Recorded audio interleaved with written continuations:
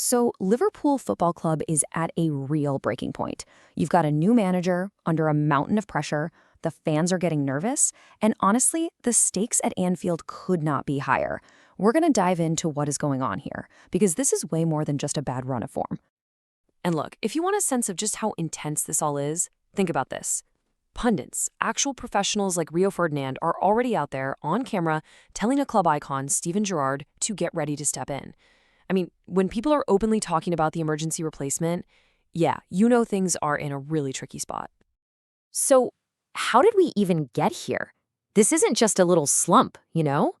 What we're seeing is a club teetering right on the edge, walking this incredibly fine line between its amazing recent past and a future that looks, well, pretty uncertain. And every single move Arne Slot makes is being put under a microscope. Let's put a number on this crisis, just to make it real. 9. Just let that sink in for a second. That's how many games Liverpool have lost in their last 13 matches. For a club of this size, that is an absolutely shocking number, and it paints a crystal clear picture of the chaos right now. And to really get how bad this is historically, you literally have to go back more than 70 years to find a run of form this poor. And yeah, that recent 2-0 win over West Ham, it stopped the bleeding for a minute, but make no mistake, that was a bandage, not a cure. The deeper problems are still very much there. Okay, so let's zoom in on what might be the biggest issue at the heart of all this, the one that really says it all, the incredibly tough decision surrounding their superstar, Mohamed Salah. And this isn't just about one guy. This is about the legend of the past clashing with the needs of the future. And then came the moment that just blew everything wide open.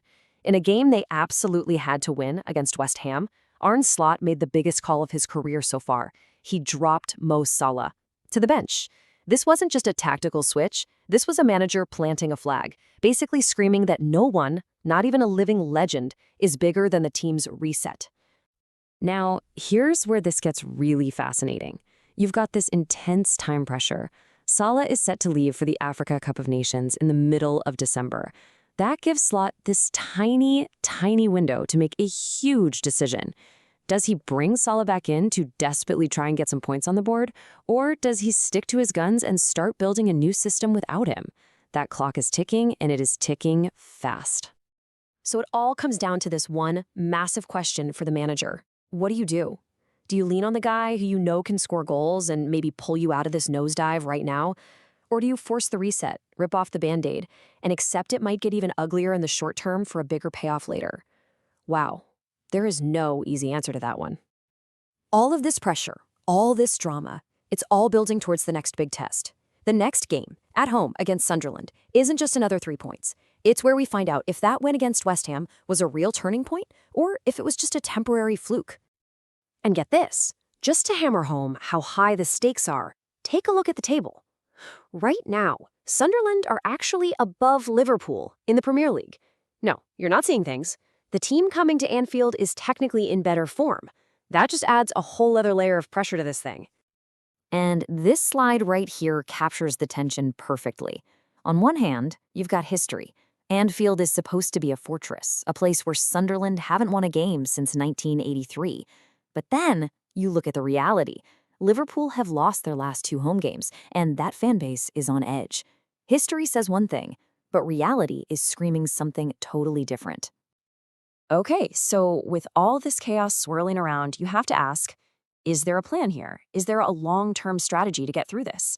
Let's take a look at what Slot is working with as he tries to build what is, let's be honest, a very fragile future. Now, there is some good news. Key players are starting to come back from injury. You got Florian Wirtz and Joe Gomez back in the mix. Alexander Isak just scored his first league goal. But, and this is a huge but, they're all fragile. With 3 games coming up in just 6 days, you can't just throw them in. Every single lineup choice is a massive, calculated risk. But even with all this craziness, there are signs of some really smart, long-term thinking. Just look at the goalkeeper situation. Of course, Alisson is the main man right now.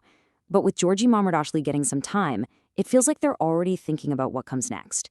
They're preparing for post-Alisson era, trying to make that handover as smooth as possible. It's a quiet sign of stability in all the noise. And that forward thinking isn't just in goal. There are reports that Liverpool have the green light to go out and sign a new midfielder for about £26 million. This doesn't feel like a panic buy. It feels like a deliberate move to get some more energy in the team and keep that refresh going. It shows they're not just fighting fires, they're still trying to build the house. Which really brings us to the massive question hanging over everything at Anfield. Is all this chaos, all these tough calls and bad results, is this just the price you have to pay for progress? Is this the necessary pain of building something new?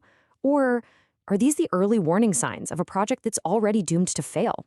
I guess only time will tell.